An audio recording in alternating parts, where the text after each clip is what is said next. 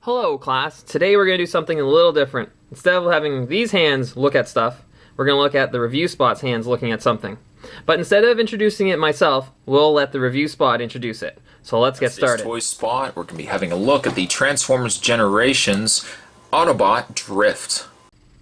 So the opening seems like a good place to start. And what I like about this is how it seems to have a professional quality to it. He starts off with a little opening vignette, kind of similar to a TV show, just a brief glimpse of what's going to be going on for the rest of the video. Then it cuts into his actual opening. The opening itself, you know what, it looks really well done. There's a lot of time and energy put into this.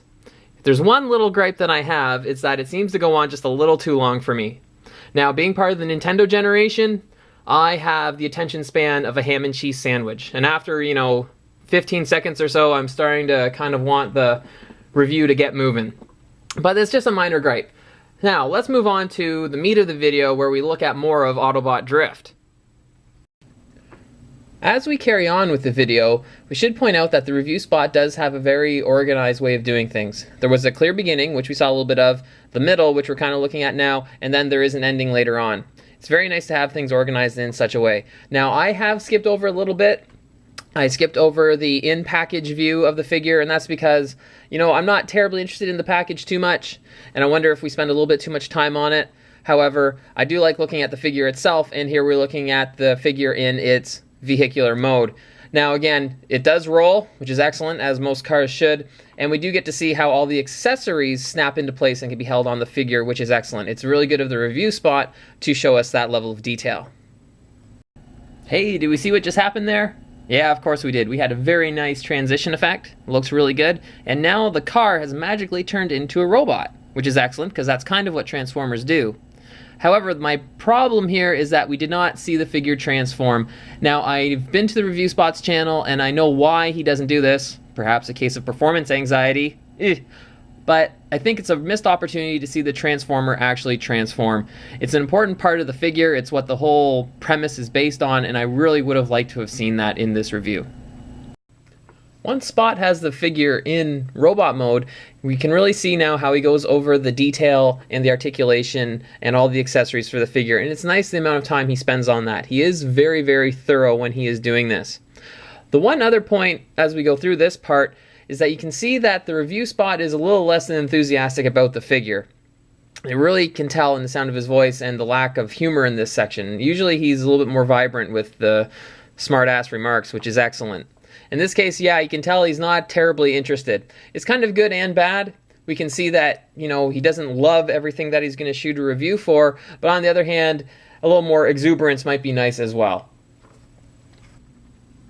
So to summarize this video, I think maybe we should put some good points on one side and then maybe some critiques on the other.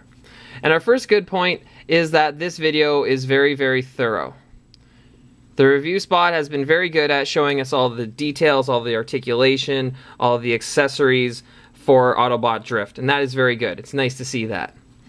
Another good point is that the quality of the video is very professional. And if you've been watching the Review Spot's videos, you know that is generally the case all the time. The intro looks really good. He presents himself very well during the video. Top-notch quality all the way through. And the other thing that's particularly interesting about this video is that the whole video has kind of a new feeling to it. And what I mean by that is, it's like he literally just bought the thing and opened it. It hasn't been sitting on a shelf for 10 weeks and he's already played with it. It's very much new out of the package, and these are his initial thoughts on it. Now, for a few critiques, or a few criticisms, the one thing I do have to point out is, maybe we'll say the length, the amount of time. There are times where the video seems to kind of just rambles on a little bit. It needs to kind of move forward, particularly in the intro, for example. Again, if you're someone with my attention span, which is close to nil, we need things to move on maybe just a little bit faster. Another one is that we had no transformation. And that really does annoy me. Oh, I'm sorry. But, it is a Transformer figure, and I do want to see how it transformed. That's a big part of what's going to make me buy this or not. I think there's a real lost opportunity there. And then lastly, we have kind of a lack of enthusiasm. Now, to be fair, during the review, The review spot says he doesn't think too much of it. And it's kind of a double-edged sword. On one hand, it's nice to see that he's being genuine. He doesn't care, it's there, but you can tell that he had this figure. Oh, I might as well shoot a review for it and post it. So, some ending thoughts on this. I think the video was very, very good. And if I was going to grade the video, I'd give it a grade of spot. Big spot. Do you see that? Good. Why is that? Is that a cop-out? Absolutely. And I'll be honest with you. Why?